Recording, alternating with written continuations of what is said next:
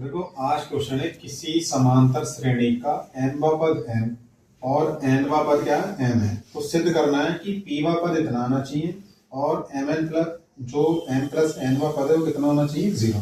ये चीज पहले सबसे पहले हमें यहाँ पे क्या करना है, m वां पद निकालना है।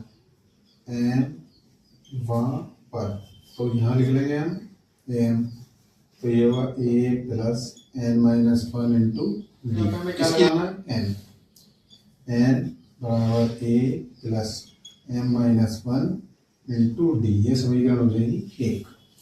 अब लेंगे n वां पद, n वां पद निकालेंगे तो an बराबर a plus n minus one into D, ये सूत्र हो गया। यहाँ लिखेंगे m a plus n minus one into D, ये समीकरण हो जाएगी। ऐसा इसलिए करना पड़ रहा है क्योंकि हमारे पास ना तो a है और ना ही d है, तो a और d निकालने के लिए हमें ये दो समीकरणें बनानी पड़ी। अब इसमें से इसे माइनस कर लो, समीकरण दो में से एक को घटाने पर।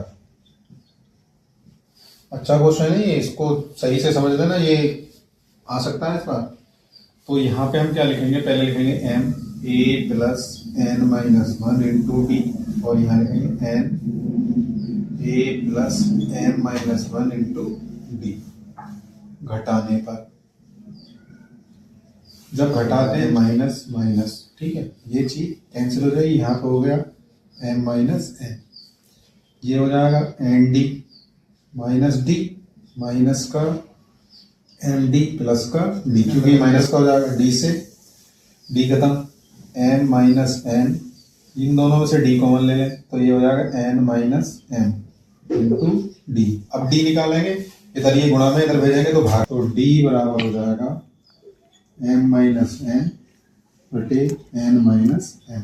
माइनस का चिन्ह कॉमन ले लो तो ये हो जाएगा, यहाँ माइनस का चिन्ह कॉमन ले लेंगे n minus n, n minus n cancel हो जाएगा, d बराबर यहाँ आ गया माइनस का 1। अब d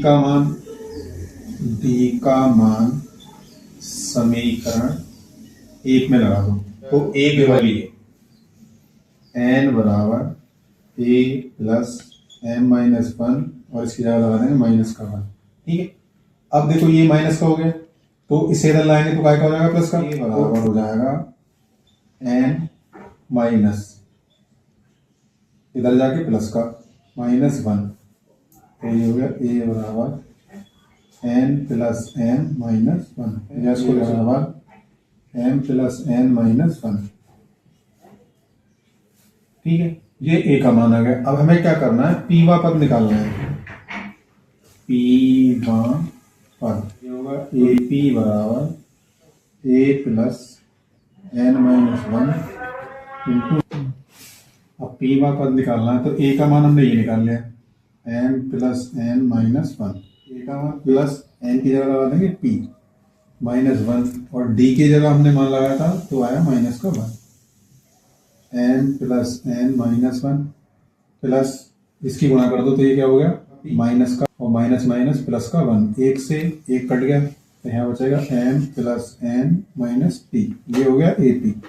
तो ये वाली बात सिद्ध हो गई इसमें, क्योंकि हमें इतना सिद्ध करना था। ये निकालना है m n वां पद, m प्लस n वां पद, तो ये होगा a m प्लस n, तो सूत्र हो जाएंगे a plus n minus one into D, एक ही जगह फिर m plus n minus one plus इसकी जगह लगाना है m plus n minus one, और गुणा में माइनस का 1, तो यहाँ से ये होगा m plus n minus one, minus का m माइनस का n माइनस माइनस प्लस का 1, देखो 1 से 1 कट गया, m से n, n से n, कितना बचा 0। तो हमें क्या सिद्ध करना था, जो m प्लस n वां पद कितना आना चाहिए 0। इस तरीके से ये क्वेश्चन होगा।